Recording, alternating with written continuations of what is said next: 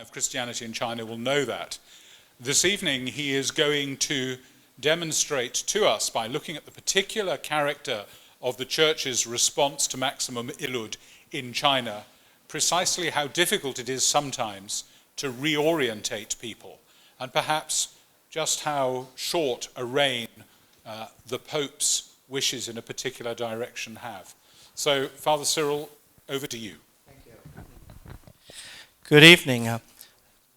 The topic I'm proposing to talk about this evening is minimizing maximum Illud, early resistance to missionary enculturation in China. Yes, you can tell if you also could read well, despite the blue background, I think the retina needs to be corrected with laser. There's a little play on word on maximum Illud. The translation of the title in Chinese, 福字大. It's if you don't know the classical Chinese empty sort of expression, some of the classical usages, if you read it with the modern understanding, you would thought that it means the husband is the greatest. Yes, 夫 is husband, 字大 is the greatest. So the husband is the most supreme. Now, as we all know by now, after having attended quite a few of the lectures in this series, that maximum Illud is the primordial Magna Carta of Catholic mission in the modern world, now which aimed at rooting out narrow nationalistic mentality from among the missionaries of the universal reign of God. The exhortations contained in the letter reveal certain principles, and the chief of which is an openness to all nations beyond any self-serving interests and other influences from secular sovereign entities. And one of the most practical consequences intended by this apostolic letter, supported by succeeding pontiffs, would be the promotion of local vocations to the priesthood and religious life, and the eventual establishing of an ecclesial structure with indigenous leadership. Unfortunately, in the case of China, uniform applause towards this call did not come spontaneously. Rather, some felt uneasy with the urgings of the letter, particularly from some of the missionary bishops and religious superiors who had maintained strong ties with the French territorial protectorate in China.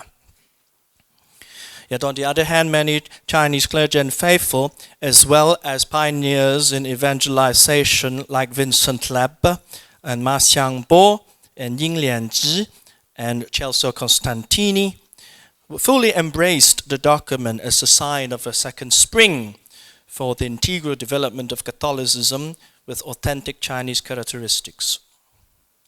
Now, as for the presentation of the material for today's discussion, first I must admit that it is not easy to peel away the multiple layers of historical, political, religious and personal factors involved in the complex reactions towards maximum Illud. The resistance to the realization of maximum Illud's broad vision took different forms. And I thought it would be helpful to us to use a rather silly but handy identifier for the complicated issues at stake. A cluster of things which I call the P factors. They all start with the letter P. So we have the players, the people, the personages, the places, and the problems.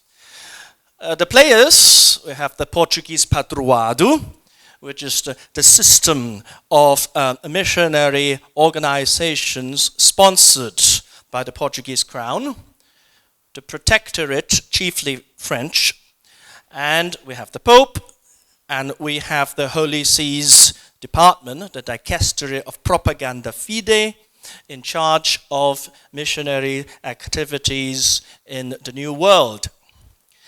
And the nationalities of the peoples, I should have put people in the plural, the Portuguese, French, Italian, American, Chinese, of course we can throw in the Spaniards and the Germans and the Austrians as well. So you can just tell from here, it's already a very complex situation. And the personages, as I've only mentioned a couple here for the sake of brevity, the Guébriant, the Bishop of Canton, later the Superior General of the Mission Étrangère de Paris, the Paris Foreign Mission, Vincent Lab, Antoine Cotta, Benedict XV, Pius XI, Celso Constantini, Marcian Bonying Lianji. These are names that will recur in the course of the talk today. Now, places: Rome, Paris. Now, in the past, when we're talking about the re-entry of the Jesuits into China from the 1840s on, there was not really a direct route of communication of chain of command from China to Rome. It's always China via Paris, Rome, or China, Lisbon, Rome. Okay, that is sort of the general pattern because of the system of either the Padroado or because of the French Paris province of the Society of Jesus in charge of the large bulk of the early missionary efforts in the re-entry in the mid-1840s. Canton was also an important venue for discussion because it is the southern commercial hub where the French consul, there's a consul in Shanghai and Peking and Canton, so the French protectorate systems and its territorial interests had their southern center in Canton and of course Shanghai. Tianjin plays an important place. It was like the pièce de résistance. Is the place, Tianjin, where the events that took place in the early 1910s with the annexation of a particular new church by the French army caused such a riot among the Chinese Catholics who viewed that action by the French army as an aggression against local Chinese Catholic interests. And the French superiors and the French bishops at that time seemed to have sided the French authority rather than vindicating the interests of the locals. So Tianjin became such a hot spot for dissident or progressive ideas vindicating the rights of local Chinese. It was really a hot button place. And then Peking. Problems: power, prestige, pride, peer pressure, things that we have seen since Adam.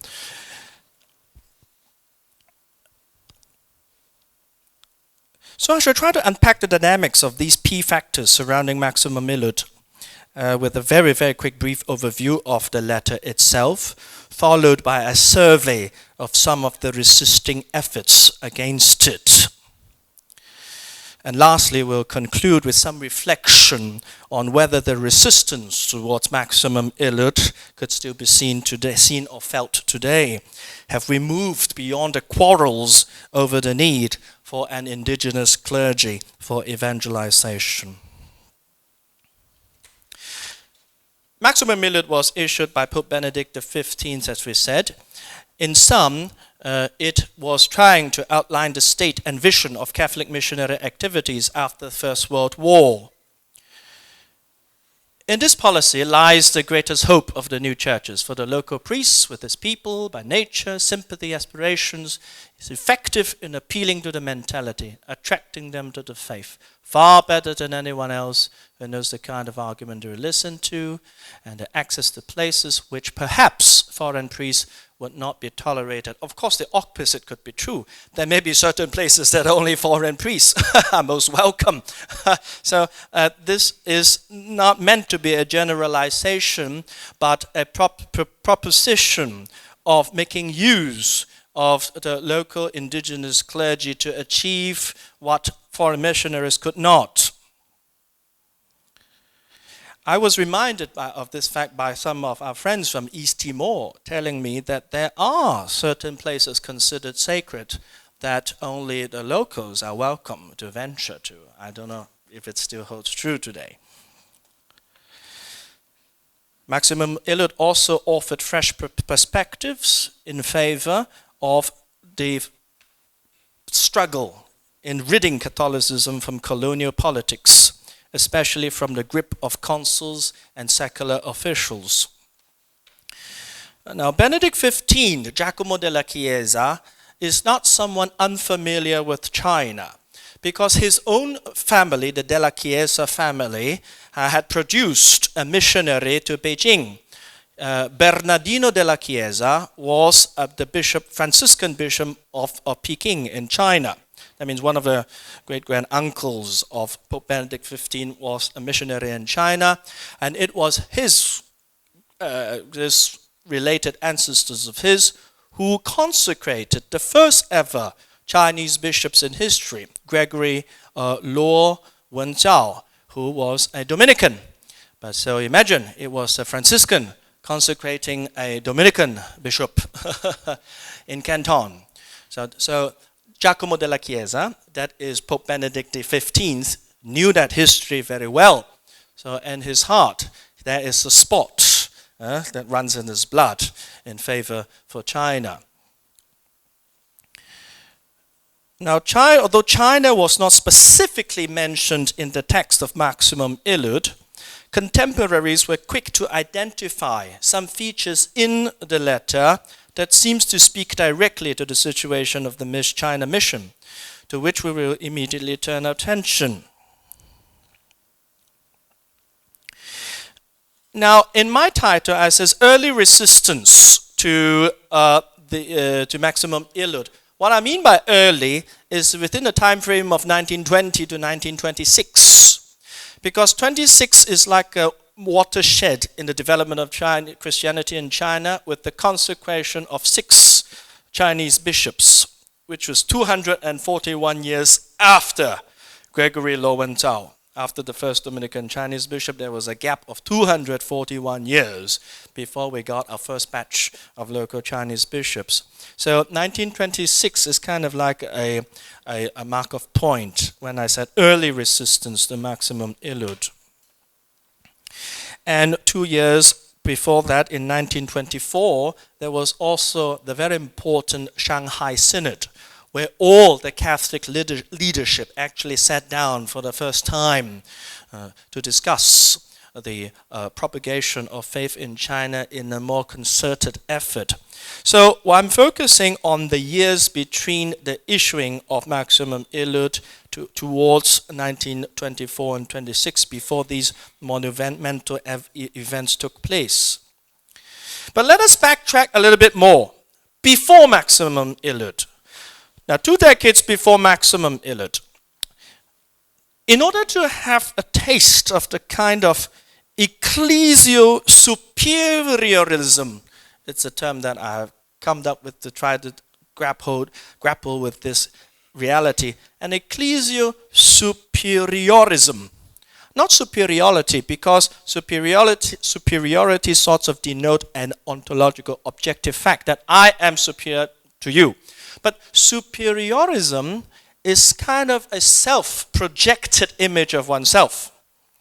That the church somehow, dominated by certain nationalities, seems to have an upper hand. We are wiser, we have more experience, we have more, we have more instruments in promoting what we want to promote. So a kind of ecclesial superiorism which was sponsored by the French protectorate over against the indigenous, though half-foreign Chinese Manchurian reality. Now let us listen to what the Vicar Apostolate at Peking at that time, Monsignor Alphonse Favrier, described his preferred church-state dynamics in his mission. He's speaking in 1900, right after the Boxer Revolution, where a lot of foreigners and Christian churches were systematically attacked and vandalized by these, basically mobsters, who attacked them out of xenophobic motives. He wrote, "Once again we have seen the necessity of French protection of the Catholic missions, as has always been exercised, and which the Church has never wanted to end. Accordingly, one will always see a consulate next to a church, the building where the French tricolor the flag of France, flies will always protect the Catholic cross." Okay. Now, it is not something unfamiliar even today. You walk into a lot of Catholic churches in America, the United States flag and the Vatican flag flanking the altar. So we are not talking about something that is absolutely strange and unacceptable. But the fact that, imagine, this is the Bishop of Beijing, who, after having endured the painful experience, having to resist the invasion of the Chinese Boxers, expressed an even deeper conviction that we need the French protection in order that the Chinese missions could be carried out more effectively, more safely. Now, France, we must not forget, at that time was an internally torn country. It was a time of the Third Republic, which vacillated often between the pro-royalists and the Republican politics. Therefore, it is rather ironic that while French legislature itself was encroaching upon the Catholic Church's rights and properties internally, promoting what is known as the laïcité policy of aggressive secularism. Here in China, in the Far East, however, we hear appeals from the Catholic missionary leaders asserting, lauding, praising, yearning, if not downright clutching on to the French legation's power in protecting the Church's interests. Now, we may justify the kind of conviction held by people like Monsignor Favier by saying that perhaps, the situations, the exigencies called for the adoption of this attitude, because the Chinese mission was so fragile, caught between multiple conflicts of interest. There's a half-foreign Manchurian dynasty ruling over 90% ethnic Han Chinese, so there's already racial tension built into the system. Everything is touch and go and fragile. We need a safe zone from which to operate. However, when this attitude of reliance, born out of a necessity, of a contingent circumstances, got hardened into a kind of doctrinaire stance, then problems arises. Misunderstanding flowers. Because if we put this reliance on the political protection of the French government in China, there is a tendency of overturning, if not obscuring, the objectives of evangelizations. The stirrings occasioned by Maximum Illud and the further stirrings that followed upon the latter were not some mere historical or missiological phenomenon tainted with colonialism and international interwar political intricacies.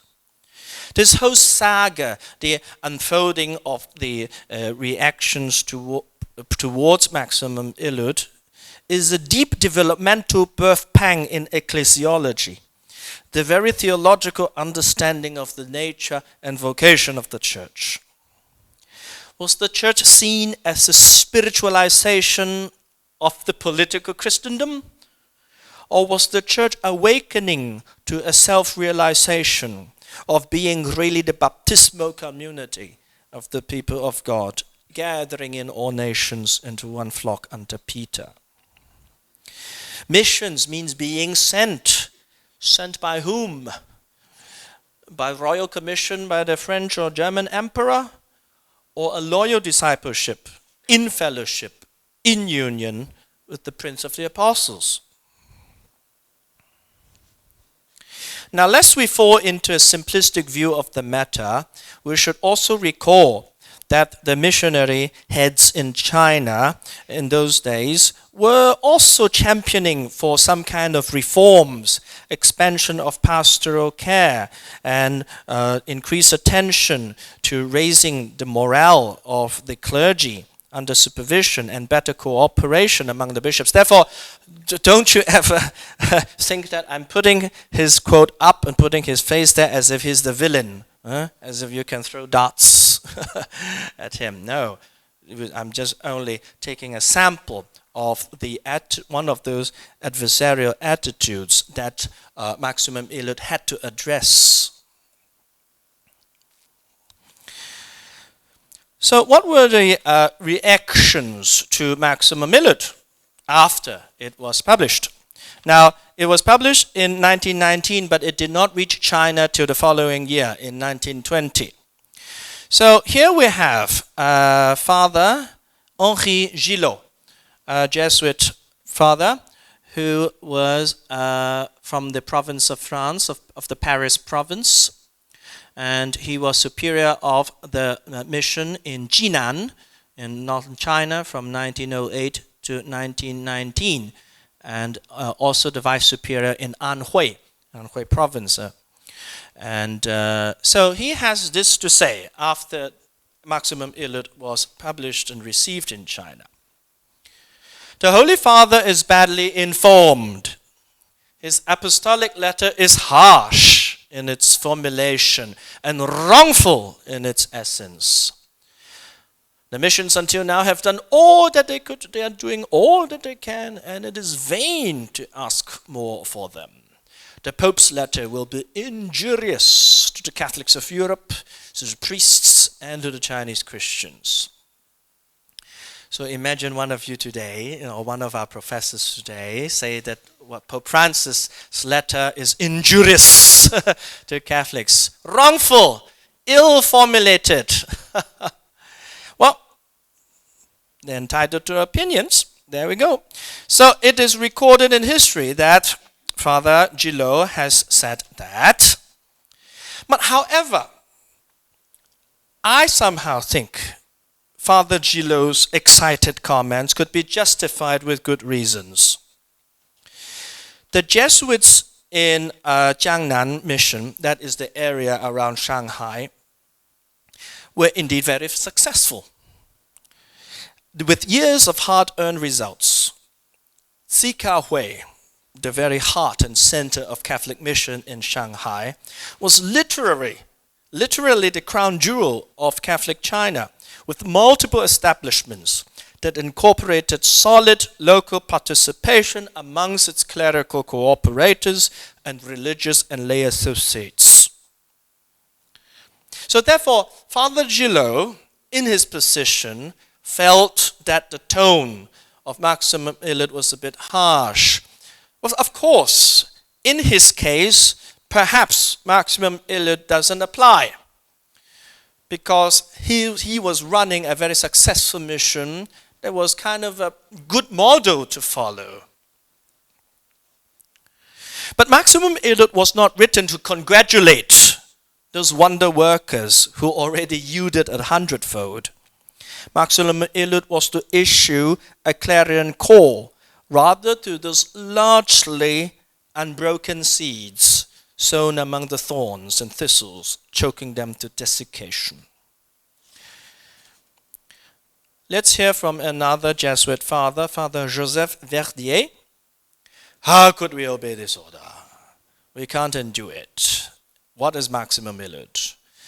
We know there is an urchin, there's a typo there, whose words can be found phrase for phrase in Maximum Illud. How can we endure that? This is truly unbearable for us. Now, this urchin that is mentioned in this comment was referring to a Lazarist priest, Father Antoine Cotta. Father Antoine Cotta sent memoirs and memos to Rome, and it turns out that a lot of what Father Cotta wrote ended up found word for word in the text of maximum Illud. Now, Father Antoine Cotta was one of those who advocated for the agitation and protecting the Chinese rights in Tianjin, in the Tianjin affair. And eventually, Father Cotta was ordered to leave China, and he left the Lazarus, that is the Vincentians. He left the Vincentians and became a Maryknoll father in the United States. He never returned to China, although he did contribute to the very text parts of maximum Illud through his own observations, through his own aspirations. So, feel free to write to the Pope. Write to the Pope, and someday what you write will end up in some encyclical and some apostolic letter later. Who knows? But then you might be expelled of the country. That's a price to pay. So the Provicar of East Zhejiang Vicariate, another Jesuit father, denounced maximum Illud as unjust and sowing destruction and discouragement. So you can see there was sort of a kind of animosity against maximum Illud, because as if the Pope is telling us now what we're doing is not good enough, or what we have been doing, what we find successful as a model is not as successful as what the Pope wants. You know, that's the general feeling that have created among some of the religious working in China at that time. Now, one of the principal relators whose role was acting on behalf of the Holy See and the Chinese mission was a priest from the Paris Foreign Mission by the name of Jean-Baptiste Marie de Guébriant. Now, his name has been mentioned a little bit earlier.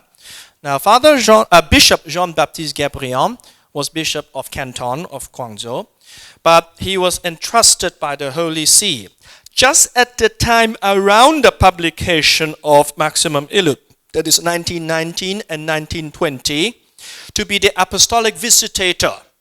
That meant he was commissioned by the Holy See to visit all the missions in China and to draw up a report on the status of missions in China. So he was like the most entrusted bishop of the Holy See in investigating and reporting on the situation. But Bishop de Guébriant was really caught between a rock and a hard place. Now, as a member of the Paris Foreign Mission, he enjoyed papal favor. He was supposedly to be the person to bridge the differences and to ease things between the Holy See and those many different missionary enclaves with varying degree of independence. But the sudden publication of Maximum Illud, right in the middle and before the conclusion of Guébriant's apostolic visits, was considered by de Guébriant a kind of an untimely move by the Holy See. In frustration, he wrote, "Rome handles matters in this fashion without informing me. They have me make an investigation and don't even wait for my report on the matter." That's how they handle matters. Okay. So he felt a little bit, his pride hurt. Holy See asked me to do something, and you issued a letter without waiting for my report. And so this they that he is mentioning tacitly refers or imply the head of the Propaganda Fide, Cardinal van Rossum. Another typical critique was recorded to have come from Bishop Paul Renaud, an other Vincentian missionary, who said, "For the purposes of his encyclical, the Pope has been ill-informed." And then he reproaches us for engaging in politics. It is not we who engage in politics in China, it is they who do it in Rome. So finger pointing. The Pope accusing the missionaries in China of playing politics, the missionaries accusing the Pope of playing politics, etc., etc. So you can see how these verbal reactions of these foreign missionaries in China reveal really a kind of animosity that you probably did not expect. So, apart from the general dismay expressed by the sampling of some of the above quotes from missionary bishops and superiors in China towards the Pope's new policy, another highly problematic feature resulting from the news of Maximum Illud was the spread of a lot of hearsay, a lot of rumors and speculations, and even a retractation of the letter. There was even rumors that the encyclical was held to be unworkable, and if it was put into effect, it would result in the disowning of the protectorate, the summoning of Chinese priests before magistrates, the seizure of church property, and the departure of European missionaries. So it's a doomsday view that if we implement Maximum Illud in China to the full, everything is going to collapse. It's the end of the mission. Okay, so there are these very negative projections of of implementation of Maximum Illud. On the other hand, many Chinese clergy and faithful, especially the progressivists associated with Tianjin, Vincent Lapp, Anton Cotta, whom I mentioned, they welcomed Maximum Illud as the gesture of the Holy Father, vindicating their rightful place in the mission. Now, but the elation was only to the extent of those who actually managed to get a hold of the copy of Maximum Illud. Even today, in 2019, you cannot buy a copy of Maximum Illud from any Catholic bookshop. It's just not there. Okay, it's not on the Vatican website. It's nowhere to be found. There is no official channel or publication that has a copy of Maximum Illud in Chinese. That itself tells you a lot. Today is 2019, we're celebrating its 100th anniversary. I don't think you can find a copy of Maximum Illud in Chinese anywhere, except in a very obscure collection of works of Ma Xiangbo, who was an ex-Jesuit who translated the document privately, published it privately, using his own money. So you wonder, how was Maximum Illud received at that time? Well, simply, it was not received because no one had a copy. And when it eventually appeared in the full text in one particular journal, it was all in Latin. It was only published in full in Latin. So that tells you about the reception. So it's an interesting feature to bear in mind, really, even to this very day.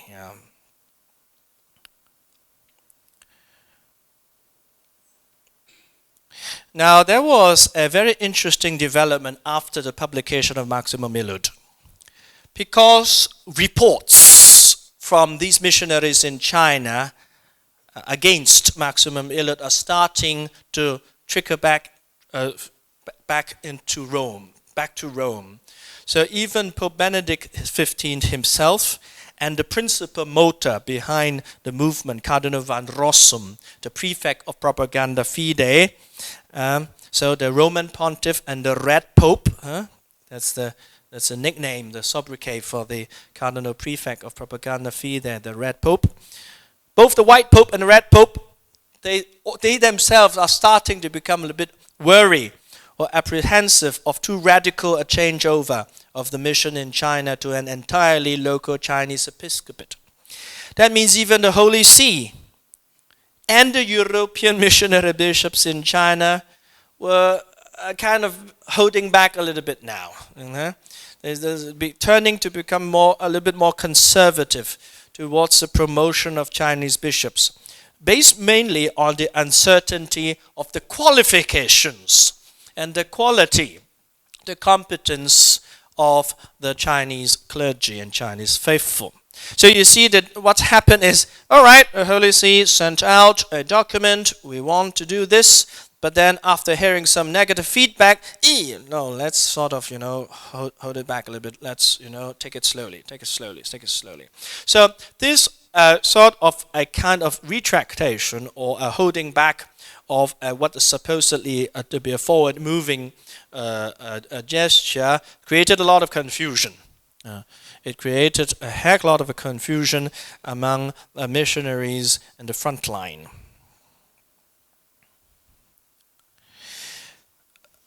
Here I would like to introduce 3 key players in the positive reception of Maximum Illud. We have here first Father Vincent Leb, the Vincentian missionary, the Belgian missionary, who embraced and advocated the policy and spirit of Maximum Illud to the point of actually, after Maximum Illud, he turned himself into a Chinese national. He gave up his Belgian citizenship and adopted Chinese nationality, and you can tell he dresses like a Chinese also. And he founded 2 indigenous Chinese congregations, the Little Brothers of St. John and the Little Sisters of Saint Therese. And these 2 communities are still serving in many Chinese-speaking countries and regions. Ma Xiangbo is the one who translated Maximum Illud from Latin into Chinese.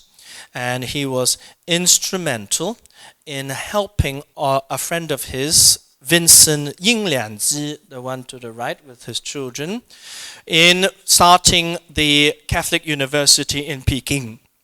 The Catholic University in Peking was a concrete sign of the realization of Maximum Illud in raising the general education level of both the clergy and faithful Chinese Catholic intellectuals in the form of meeting of Chinese classical studies and advanced Western scientific knowledge.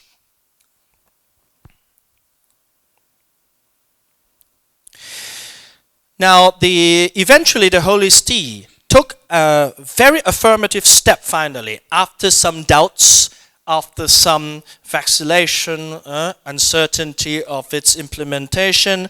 Finally, the Holy See took a concrete step to realizing this new approach to the China mission by sending its first apostolic delegate to China to take the helm of the country's evangelization. Now, Archbishop Celso Constantini was the apostolic delegation to China. In some way, you can say that Celso Constantini was the incarnation of Maximum Illud. He was the human face of Maximum Illud. He is what Holy See wants for China. So he is almost like an oracle figure. Has an oracle. What he says, what he embodies, what he envisions and implements was a real incarnation of the spirit of Maximum Illud. His initiatives and directives were pivotal in guiding the course of the development of post-Maximum Illud Chinese Catholicism and even the world over. Why? Because later on he himself became the secretary of Propaganda Fide after he left China. So as we said, Fuyan Catholic University there. Now, I really like this photo a lot, in his regal regalia and with this Chinese dragon, leaning on him. Celso Constantini was himself an artist. He was a museum curator before he was sent to China. He has a lot of artistic production and work and etc. And he promoted indigenization and enculturation. So you can tell from the style of the building of the Catholic University of Peking has a very strong Oriental appeal. However, if you say that Constantine is the embodiment of maximum Illud in China, then those who did not like maximum Illud naturally did not like him too. So let's look at this very rather interesting caricature of Constantine in the French journal published in Beijing, in China. So caricatured like the devil. And so they basically called him the front man of papal aggression, the Pope's soldier in destroying French interests in China. So Celso Constantini received a lot of ad hominem, personal attack, vilified with a lot of vituperous, very nasty propaganda against him. Therefore, Constantine had to come to China almost in a stealth-like fashion. He did not announce to anyone that he was coming to China. It was only when he arrived in Hong Kong in 1922 that people started to hear, oh, the Pope has sent someone here to China to be in charge of us now.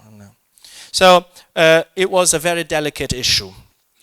It was a very difficult and diplomatically challenging mission that Celso Constantini had to face. Now, so far, we seem to have collected all of these negative reactions to maximum Illud. Okay, could we almost as if we have a scenario where maximum Illud represents the Vatican's declaration of war against the entrenched deep French protectorate system? It's as if Roman Catholicism is fighting a war versus the secular French imperial foreign agenda. It's religion coming head to head with politics. The predominantly French bishops sided with the interests of the motherland France, challenging papal authority. Now, all the above are very reductionistic and very simplistic view of the matter. But there are a lot more involved in it. There was a huge, larger question of the evolving sense of national ethos of the Chinese people. They're learning to rule themselves finally, democratically for the first time in history. Getting rid of the dynasty, getting rid of the Manchurian emperor. Yet at the same time, China has descended into chaos. When it became a republic, warlords and monarchists and republicans and upstart socialist Marxists and educated overseas returnees and homegrown literatis, they were all discerning and scrambling to chart a new course in a very chaotic fashion for the new China that was so vastly monolithic yet so delicately fragile at the same time. So the essential question is, do the quarrels between the Holy See and those missionary bishops even touch upon the plight and the essential problems that this new China, this new Republic of China, was desperately in need of guiding? That means very easily this whole issue turned into, all right, we have the Pope in Rome, we have those French bishops in China, they're quarreling. Then the whole question is, what about the Chinese in the middle? How about the faithful who are being nurtured? What's the role in this whole problem? It's like fighting a war on somebody else's backyard. Now, one may say that there is a deep inferiority complex on the majority ethnic Han Chinese, because the Han Chinese had been under the rule of the Manchurians for so many centuries, that now that they've been liberated, having a republic, how does the missionary hierarchy see itself in the role of the growing new nation? Does it have a prophetic vision in providing a sense of guidance to be an ally to the cause of the remaking of a strong and stable China? Unfortunately, the prevailing mentality was that the church has to preserve itself first. The missions has to be secure, has to shelter themselves under the residual European forces through the advantages provided by unequal treaties signed in the previous dynasty. So therefore the Catholic missions in China failed to throw itself head over heels in support of the indigenization project of the clergy. It did not see a generous outpouring of spirit and support for the building up of this new nation, risking the flowering of the missions in the wake of the birth of a new country by not abjuring the church's political ties with foreign colonial powers. That's precisely what Maximum Illud warned against. Of course, there were many missionaries and religious and laity who made tremendous effort in evangelization of the masses through catechesis, education, charitable services, and a lot of wholesome projects. The charity was evident, the zeal unquestioned. But the purpose of the discussion today is to identify some of the symptoms of reluctance to embrace this new apostolic strategy of an integrated indigenization. In some, there seems to be a mistrust of the quality of indigenous talents and the fear of the collapse of the mission without colonial and military support. So over-calculated human considerations did not leave enough room for the power of the Spirit to invigorate the soul of the people whom the missionaries were meant to serve and evangelize, not to subjugate and dominate.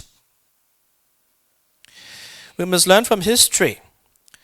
What were perhaps a careless or unconscious lack of attention to heeding to the urgent directives of the Apostolic See for more respect for the locals might have had been the cause of untold subsequent sad sagas down the road for development of Chinese Catholicism.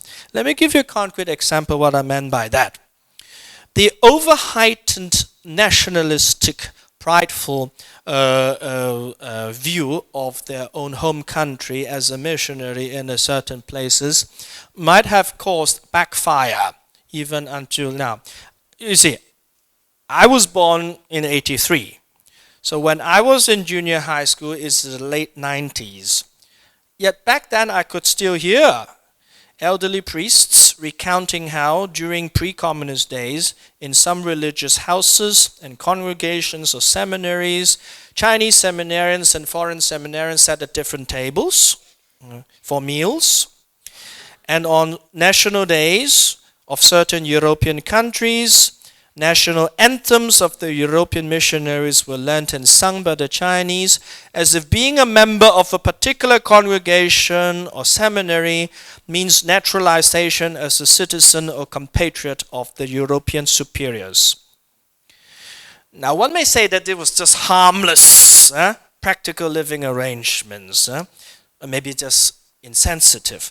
However, people on the receiving end could very easily interpret such delicate issues the wrong way. And it is an almost well-known, unwritten secret that many of the leaders of the Chinese Catholic Patriotic Association in 1950s were clerics or ex-seminarians who were resentful to what they had perceived as unequal treatment suffered under some foreign missionaries. So the Catholic Patriotic Association movement right after 1949 contained a little bit of a reaction against the over-colonial appeal, a colonial attitude of the former superiors. Of course, we cannot measure how the extent of all this. As time is running short, I would just like to conclude by saying we may be tempted to ask, so how can we measure up to the standard expected of missionaries laid down by Maximum Illud? with respect to the case of China in particular. I would venture to answer this theoretical question by referring back to the example of Matteo Ricci and Xu Guangqi. Matteo Ricci, the pioneer, prime model of a missionary by a lot of in many people's respect, and Xu Guangqi was, although not a clergy, but an able and learned layman. These seem to be people whom, in my estimation, have achieved a lot of what Maximum Illud was trying to capture. And people like Matteo Ricci wanted to approach the tactic of evangelization through a sweet and gentle approach, the modo suave, the path of friendship, of trust and mutual respect, of seeing the Chinese partners as real friends, as fellow comrades in the evangelization project. One truly of service, not conquest, of ministry and not might. I think I will stop here for some room for discussions and perhaps queries or some interaction here.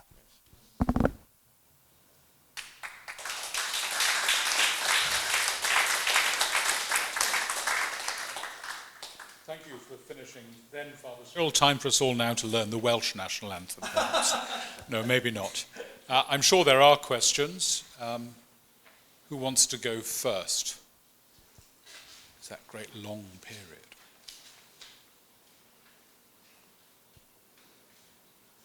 No? Well, I'll go first then. It's always the privilege of having the microphone. You talked about the difficulties. You took us back to the French Bishop of Beijing and his attitude of the consulate and the church next to one another. Had that managed to survive after 1903, after the French introduced specifically anti-clerical laws in France? Was that carried on in the protectorates, or was there the cosy relationship of French blood being thicker than the water of laïcité?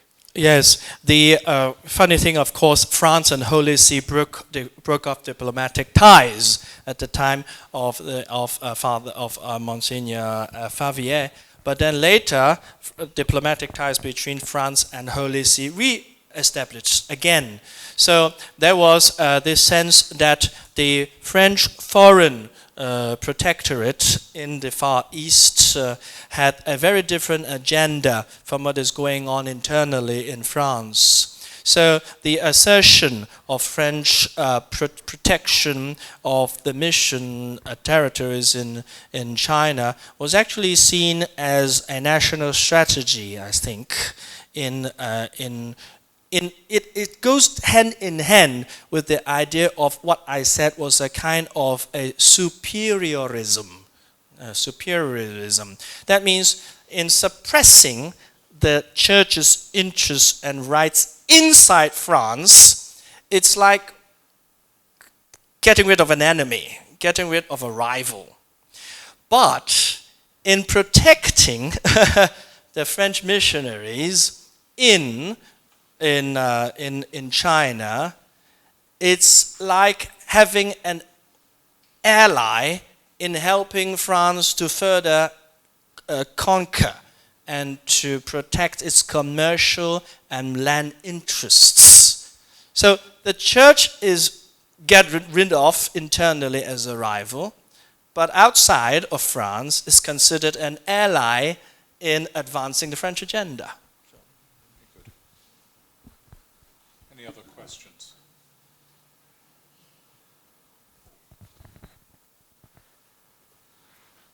Adriano. How did the Macau church receive Maximum Illud in those times? Yes. Thank Thank you. I did not mention the Portuguese Padroado much in this talk, really, because the maximum Illud was really an issue that was addressing the case where the local clergy was not appreciated, or where the local clergies or the promotion of local vocation was stifled or somehow seen unworkable. But in the case of Macau, I think it was a very different situation, because due to its small size, very small size, you must think the majority of Chinese Catholics in Macau only happened really with the influx of Chinese refugees. Whenever there's wars, there's troubles in China, in the Taiping Rebellion in 1860s, then you suddenly have a large number of Catholics moving into Macau. Okay? And these are not locals. These include my ancestors. My ancestors were Catholics who left China in the 1860s and came to Macau for refuge. And then in the 1950s, leaving communist China, then we start to have a large influx of Chinese Catholics, especially in Fatima Parish in the north. So you would see that Macau has never been really the place to be focusing its energy on developing the church itself. I can draw a parallel situation in Taiwan. When a lot of the mission congregations left China and went to Taiwan in the 1950s, the idea is, okay, we're going to ready ourselves to go back to China. Okay, so we're going to prepare, we're going to train everybody ready so that one day when China opens up, we can go back to the different provinces and to take care of our mission. Therefore, for quite a few decades, even you may say up to now, it's a lost opportunity. The focus was not in building up the Taiwan church itself. So you see places like Macau and Taiwan seems to have a special really function as being the entry port in bringing in and out missionaries and etc. So I would think that, and also the situation of Padroado in Macau was rather different from the French protectorate, because the anti-clerical measures in Portugal had quite a strong impact here. So the diocese actually had to rely on the Jesuits, and chiefly in the running of even the seminary, had to hand it back over to the Jesuits to run it, etc. And then the diocese itself had a very uneasy relationship with the local government, depending on the mood of the tide of anti-clericalism in Portugal. So I think Macau was really not had the right sets of circumstances to fully either appreciate or to implement or to take maximum Illud any further, you know. So we only had the first Chinese bishops here in Macau with Bishop Domingos in the 1990s, who incidentally was a relative of mine. I actually don't know that until long after his death. So, and you can see that the idea of promoting indigenous clergy leadership in Macau was really not really top on the agenda. It's not top on the agenda. Yes.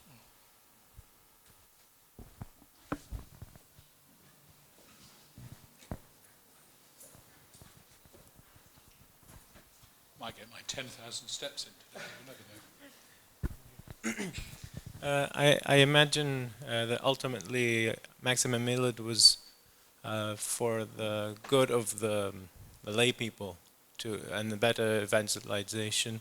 And is there any reaction of the lay people to this to maximum Illud, directly or indirectly? Yes, it took the form of lay leaders like Ma Xiangbo and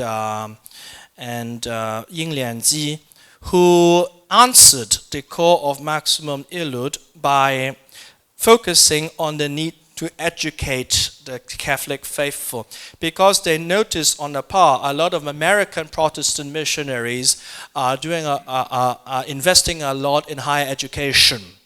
And the laity thought that the Chinese Catholics are really missing out on the opportunity that the new Republican government in China would welcome, starting of new tertiary institutions.